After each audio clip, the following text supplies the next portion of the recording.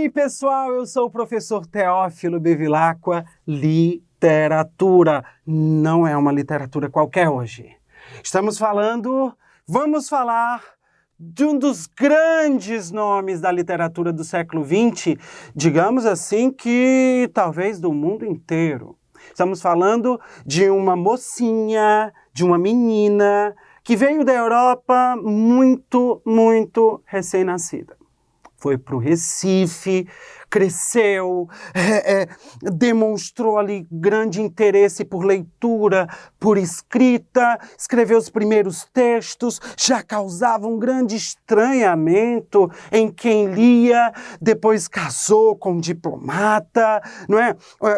Viajou pelo mundo e depois veio com a sua primeira obra a se transformar nela, que vocês já devem ter ouvido falar, através de frases que muitas vezes são colocadas nas redes sociais. Esse nome, Clarice Lispector, o nome que se marcou na literatura como uma das musas maiores da nossa arte literária. Com vocês, no palco do nosso encontro de agora, Clarice Lispector. Um fato importante para que nós entendamos Clarice Lispector é entender o ambiente em que ela se encontra.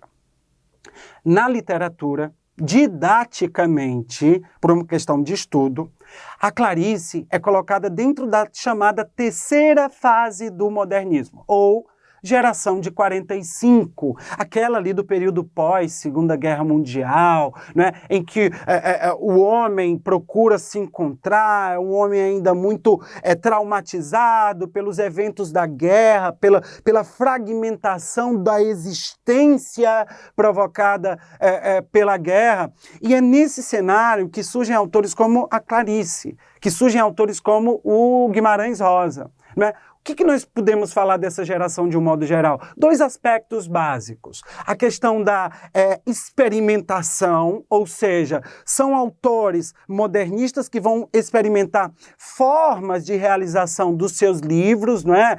Através de inovações, através de modos diferentes, por exemplo, de criar o narrador, a relação do narrador com a narração, o modo de construção das personagens, a linguagem, a metalinguagem muito frequente na Clarice e, sobretudo, um aspecto importante é a análise psicológica das personagens. São sobretudo personagens que elas se destacam, elas se caracterizam não tanto por seus gestos exteriores, andando pela... Não. O mundo, sobretudo, dessas personagens está aqui dentro. Sim, no mundo, no universo psicológico. As personagens são o que pensam. As personagens são o que sentem. As personagens são o que percebem do mundo e de que maneira essa percepção do mundo transforma essas personagens. Então são personagens muito para dentro,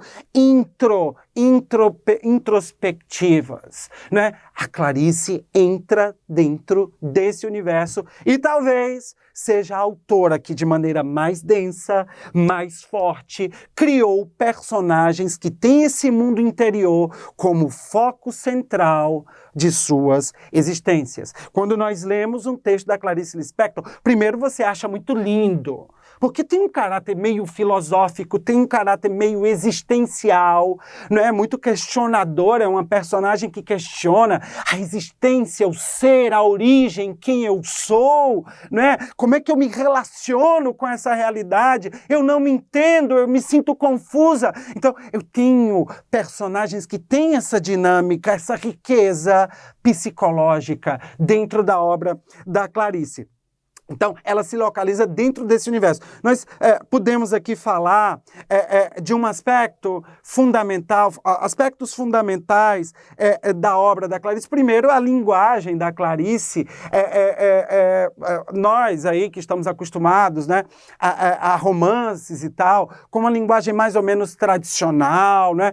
A Clarice quebra muito dos nossos paradigmas sintáticos, por exemplo, porque daqui daquilo que nós concebemos como romance ou do fragmento do texto. Porque você, quando lê a Clarice, de cara você já sente uma grande dosagem de lirismo, uma grande dosagem estilística no modo como a Clarice escolhe as palavras, no modo artístico. Lembrem, a Clarice está fazendo uma obra de arte. O que ela produz é uma obra de arte. Então, a linguagem clariciana nos causa um grande impacto pelas relações de palavras, pelo inusitado das construções que ela faz, pela própria metalinguagem, quando, por exemplo, o narrador faz menção à própria linguagem, né? Reflete sobre a palavra, né? Como o Rodrigo, lá da Hora da Estrela e tal, reflete sobre a palavra, reflete sobre a origem do ser, a comunicação entre a palavra e a existência. Então tem essa profundidade. É um papo cabeça, mas maravilhoso.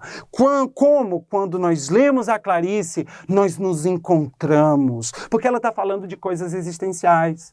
Ela está falando do ser, dos estranhamentos do ser, da perplexidade, do ser consigo mesmo e do ser com o mundo. Então nós estamos falando de questões universais. Quando nós lemos os textos da Clarice, nós temos que considerar esse aspecto, essa riqueza, não é? Essa riqueza interior das personagens, não é? E três aspectos fundamentais, três aspectos que estão diretamente ligados a essa densidade psicológica apresentada pelas personagens. O monólogo interior, o fluxo da consciência e a epifania, né? O que é um monólogo interior, gente? Quando a gente pensa numa relação dialógica, a gente sempre pensa na relação com o outro, né? Quer dizer, um texto que vai para o outro, é um diálogo, é uma conversa. Um monólogo interior todos nós temos, porque é do ser. Imagina, você está deitado antes de dormir e fica naquele monólogo, pensando naquilo que aconteceu, no que pode acontecer, na sua relação com o mundo, né? No caso da Clarice, nós temos personagens que dialogam muito consigo mesmas. Elas dialogam, elas vivem dentro desse universo subjetivo. Não é? Então, são os desencontros da vida, o desencontro do ser, a essência, a alma, os questionamentos existenciais. Então, há um grande tom filosófico na escrita da Clarice, quando faz esses questionamentos existenciais. Portanto, os personagens, elas se valem muito dos seus pensamentos.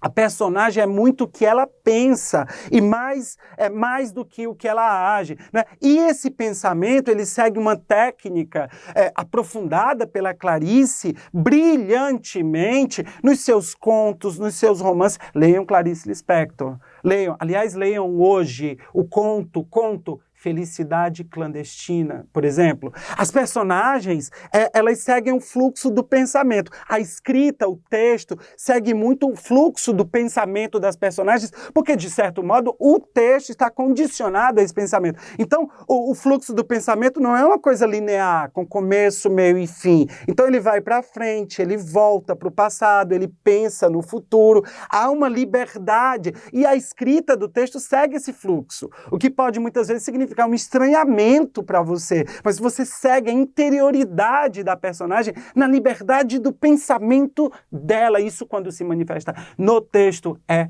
lindo. Um outro aspecto que nós não podemos esquecer, dentre tantos outros, é a epifania. A epifania é uma espécie de iluminação que uma personagem aparentemente comum, uma dona de casa, como a Ana, personagem dela, né? Ela tem ali uma questão e, de repente, uma coisa externa, um mendigo cego, sei lá, mascando chiclete, por exemplo.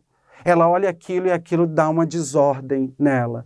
E aquela desordem começa a dar iluminações sobre a vida, pensamentos filosóficos que antes, naturalmente, ela não tinha. É uma epifania, é uma revelação de sentidos e sentimentos sobre a própria existência dela. Depois ela volta a se reequilibrar, mas ela nunca mais volta a ser a mesma. A epifania é essa revelação que, do nada, muitas vezes, acontece com as personagens. Eu espero que vocês tenham entendido, que leiam Clarice Lispector e até o nosso próximo encontro.